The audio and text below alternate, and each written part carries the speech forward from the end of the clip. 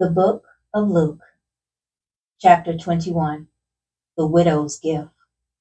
Now he looked up and saw the wealthy putting their gifts into the temple treasury. And he saw a poor widow putting in 2 lepta coins. And he said, Truly I say to you, this poor widow put in more than all of them, for they all contributed to the offering from their surplus, but she from her poverty put in all that she had to live on. And while some were talking about the temple, that it was decorated with beautiful stones and votive gifts, he said, As for these things which you are observing, the days will come where there will not be left one stone upon another which will not be torn down. They asked him questions, saying, Teacher, when therefore will these things happen? And what will be the sign when these things are about to take place? And he said, See to it that you're not misled, for many will come in my name, saying, I am he, and the time is near. Do not go after them. And when you hear of wars and revolts, do not be alarmed, for these things must take place first, but the end will not follow immediately. Things to come.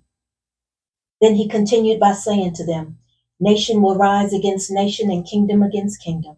And there will be massive earthquakes and in various places plagues and famines. And there will be terrible sights and great signs from heaven. But before all these things, they will lay their hands on you and persecute you, turning you over to the synagogues and prisons, bringing you before kings and governors on account of my name. It will lead to an opportunity for your testimony. So make up your minds not to prepare beforehand to defend yourselves, for I will provide you eloquence and wisdom, which none of your adversaries will be able to oppose or refute. But you will be betrayed, even by parents, brothers and sisters, other relatives, and friends, and they will put some of you to death. And you will be hated by all people because of my name. And yet, not a hair of your head will perish.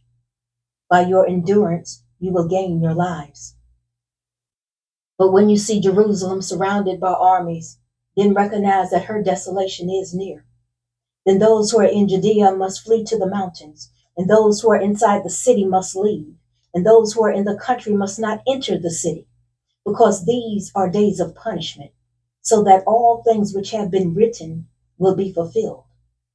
Woe to those women who are pregnant, and to those who are nursing babies in those days, for there will be great distress upon the land, and wrath to this people, and they will fall by the edge of the sword, and will be led captive into all the nations. And Jerusalem will be trampled underfoot by the Gentiles, until the times of the Gentiles are fulfilled. The return of Christ. There will be signs in the sun and moon and stars, and on the earth distress among nations, in perplexity at the roaring of the sea and the waves, people fainting from fear and the expectation of the things that are coming upon the world. For the powers of heaven will be shaken. And then they will see the Son of Man coming in a cloud with power and great glory.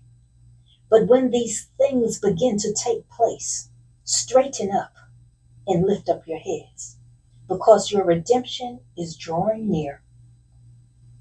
And he told them a parable. Look at the fig tree and all the trees. As soon as they put forth leaves, you see for yourselves and know that summer is now near. So you too, when you see these things happening, recognize that the kingdom of God is near. Truly I say to you, this generation will not pass away until all things take place. Heaven and earth will pass away, but my words will not pass away. But be on your guard, so that your hearts will not be weighed down with dissipation and drunkenness and the worries of life, and that this day will not come upon you suddenly like a trap. For it will come upon all those who live on the face of all the earth. But stay alert at all times, praying that you will have strength to escape all these things that are going to take place, and to stand before the Son of Man.